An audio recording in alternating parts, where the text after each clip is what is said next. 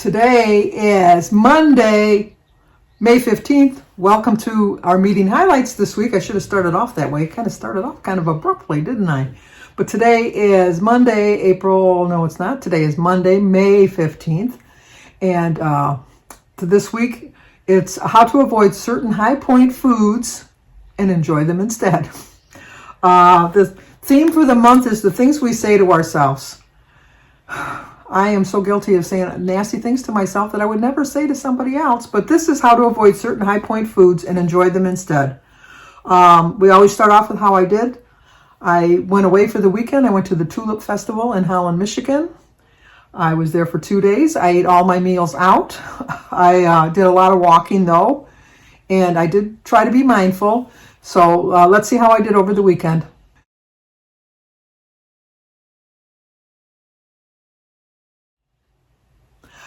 I gained 0.8. I still have a 56.4 loss. I think nobody likes to have a gain. Let's start off with that. But I prepared myself earlier in the week knowing that I was going to eat both my breakfast and my dinner and probably lunch. And then somewhere along the line, I knew I was going to have an ice cream cone, which I did. So I had a very enjoyable weekend. And I think just a 0.8 gain is nothing to worry about. I'll have that off next week with no problems. So I'm really happy with the way I planned over the weekend. I did try to make some smarter choices and just enjoyed myself. So on track. That makes no sense. I'm back in the saddle again. I'm back trying again. So anyway, this week's is how to stop avoiding certain foods and enjoy them. I knew that it was like I went to a festival. It was the Tulip Festival in Holland. You're just going to snack. You just are. There's so many things. I think I did very well just eating my breakfast and eating a dinner. I didn't eat lunch, which I don't normally anyhow, and I had my ice cream. So I had a thoroughly enjoyable weekend, and a lot of that 0.8 I think could just be a sodium gain from all the meals that I ate out. So I'm very happy with my choices. But anyway, they tell us to ever think you'd be better off if you just banned pizza, ice cream, or what other foods you cannot resist. You know, I get that frame of mind sometimes that I just think, you know what, why don't I just avoid it? It would just be so much easier. But no, it's, like you can try to lose weight along the way, and you can eat like all the fat-free things that you want, and you can limit yourself to just this and just that, and just follow the plan 100% of the time and lose all your weight. But if that's the way you want to eat the rest of your life, then you will have no problems once you've lost your weight. I don't want to eat like that the rest of my life. I want to enjoy the occasional ice cream cone. I like to enjoy eating out because I eat out at least once a week. And I can fit that into my daily plan or my weekly plan, as the case may be, since I eat out once a week. And I can make the adjustments that I need to do because I've just reached a point in my life that I'm not going to avoid certain foods just because they're heavy on calories. And I think that I can make some smart choices along the way and balance it out. It's what they're telling us we can do too. Science says that you can actually have a backfire. Instead, invite your kryptonite foods into your life. Just map out your moves ahead of time. I planned for the weekend. I knew for a couple of weeks that I was going to be going this weekend. So I've been trying to really watch what I was eating. Monday through Friday, I really, really followed my plan and didn't eat out and prepared my meals at home and made some smart choices. So therefore, I really didn't have any guilt about anything that I ate over the weekend, knowing full well that I was going to have a small gain. I could have just gone the whole week saying, well, you're going to go away this weekend. You might as well eat whatever you want now because you're going to gain weight. And I probably would have done that and gained 2 or 3 pounds. So you can go on vacation and still stay within your points and have your treats along the way if you want. So choose which one of the tricky foods that you have, then ask yourself a few questions. What is a sensible portion you can eat? Well, that's kind of funny because if you've watched my videos and when I do show my food, I have a problem with portion control.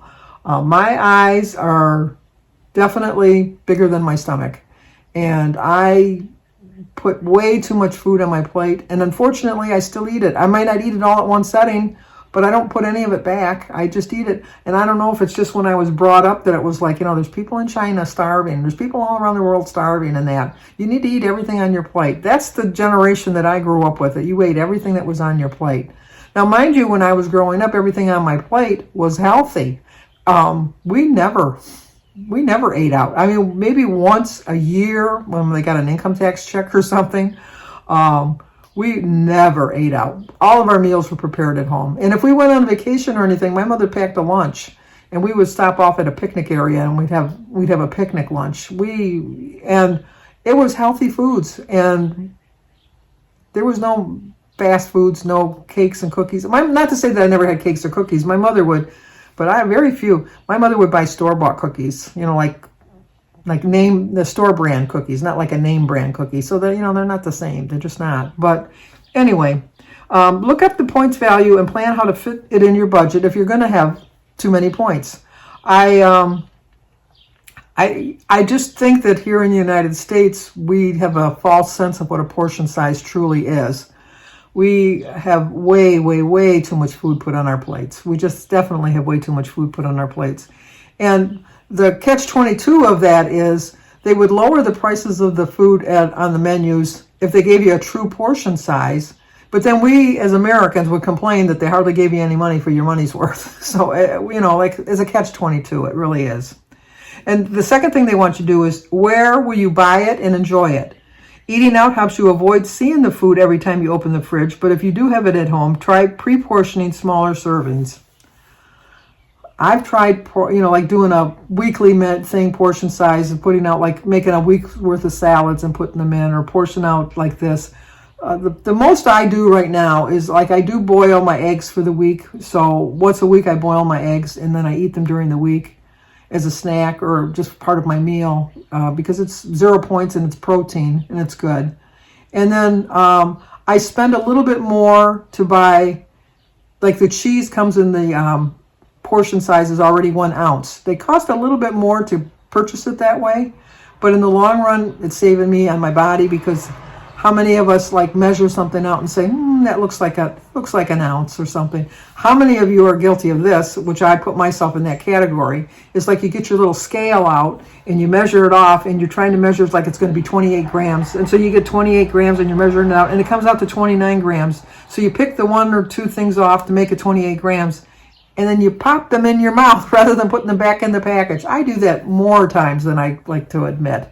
But so sometimes it's best better. I love potato chips. I love Cheetos. I love Doritos. I love all of those. So I buy the big box of the at BJ's, and I keep it in the garage up high in a sealed container that, like, rodents or mice or something can't get into it. And they're pre-portioned, so I know that if I grab a bag of Cheetos, it's going to be 5 points. And rather than have a big regular sized bag of Cheetos, and I will mindlessly just eat them until I eat almost the whole bag.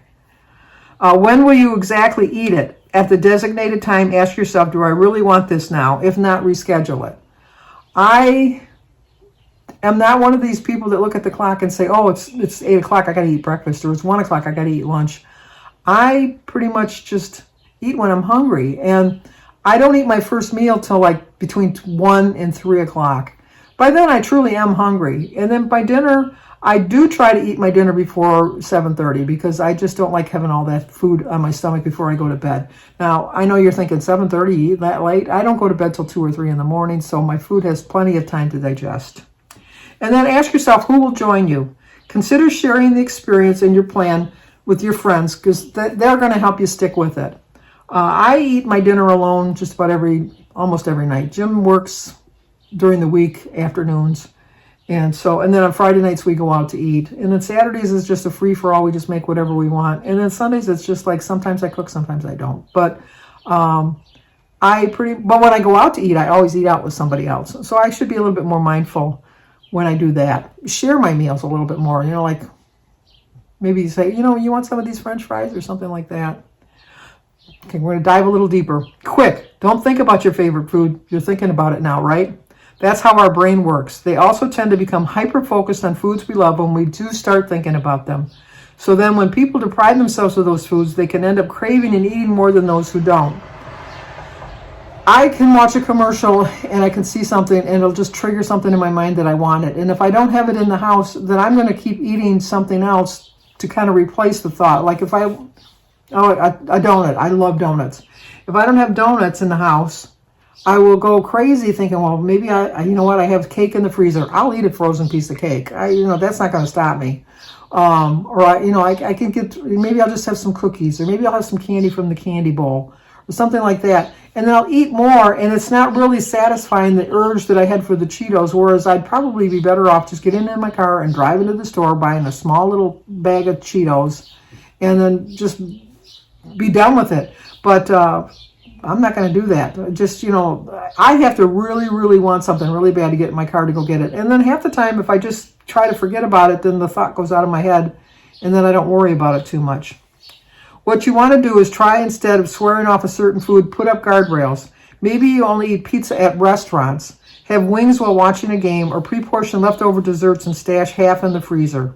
In other words, put the brain power you would have spent trying to avoid the foods into finding solutions and devising a plan for how you can enjoy them and still stay on track.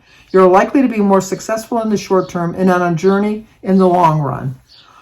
This is this long marathon. It's not like a quick sprint, unless you only have a couple pounds to lose. Most people wait till they have at least 20 pounds to lose. And that's going to take you a couple months, 2-3 months, easily. No matter how young you are, it's going to take you 2 or 3 months.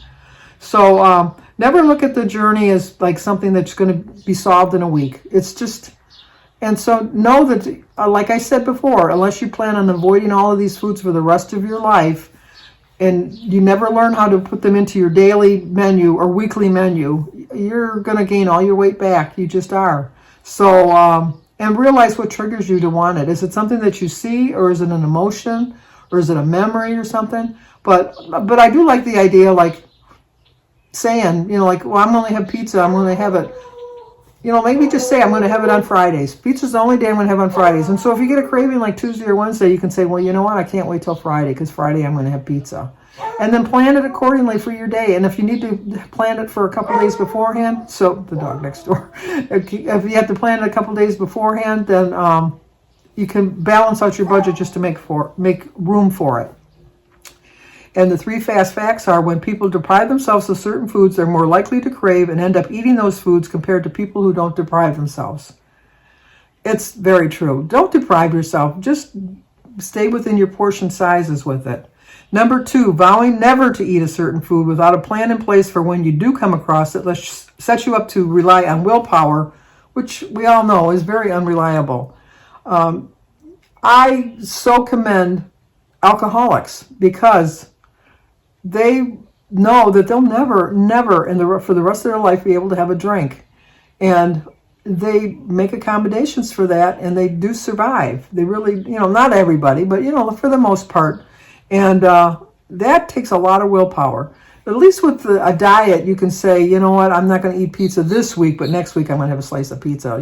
That's nice that you could see somewhere in the future that you can, that you can have it.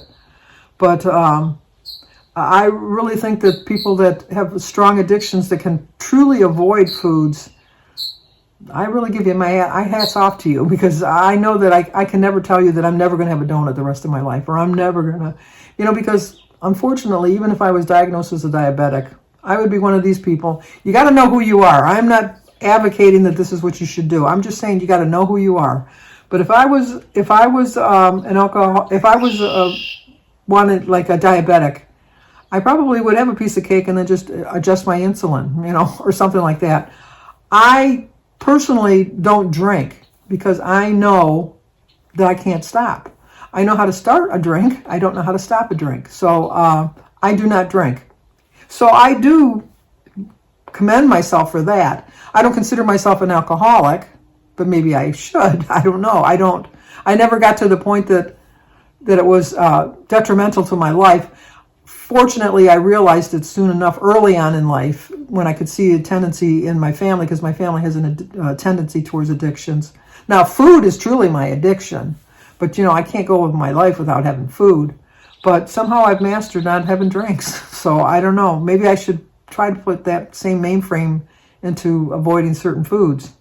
And number 3, creating a plan for which you'll enjoy these foods reduces the need to spend energy trying to force them out of your mind. The more you think about it, the more it keeps coming in your mind. How many of us get that loop in our brain? Like you don't think of anything. How many of us go to bed at night and we remember one thought and then we loop on it? Like tomorrow I'm going to go to the grocery store. Tomorrow I'm going to go to the grocery store. This is what I'm going to get. And then I'm going to get that. We all have those triggers. And so we just have to create a plan where the food that we want to eat is not going to be like triggering us to go crazy eating it. So, like I said, the monthly theme this week is the things we say to ourselves. I gained 0.8, but I still have a 56 point, see how quickly I forget, 56.4 loss, which I'm very proud of. 56 pounds is nothing to shake a stick at. So, I'm slowly getting back to losing the weight and getting back to where I was. So, but how did you guys do? What foods do you have to avoid? What foods call your name? I'm telling you, the foods that call my name are always going to be cake, donuts, cookies, candy, ice cream, all the fattening things. They always call my name. I wish they'd forget me sometimes. I wish they'd get a little bit of Alzheimer's and not remember me. But unfortunately, all of those foods remember me. And they always will go, Sandy, you haven't had a donut in a while. We're lonely. Come and take a bite. I hear those thoughts a lot, especially when I grocery shop and I have to go past the bakery section. But willpower. Sometimes you just do have to rely on willpower, but don't avoid things. Sometimes you just got to give in to that little urge. And sometimes it's better just to have that one donut than I want a donut, I want a donut, I want a donut. And then when you finally have a donut, you have two donuts. So it's better just to have the one donut. But that's it. So that's going to do it for today. Hopefully I see you here again next week on the weekly highlights. But if not, I want to see you on my daily vlog. So like, comment, subscribe, and share. And I will talk to you guys soon.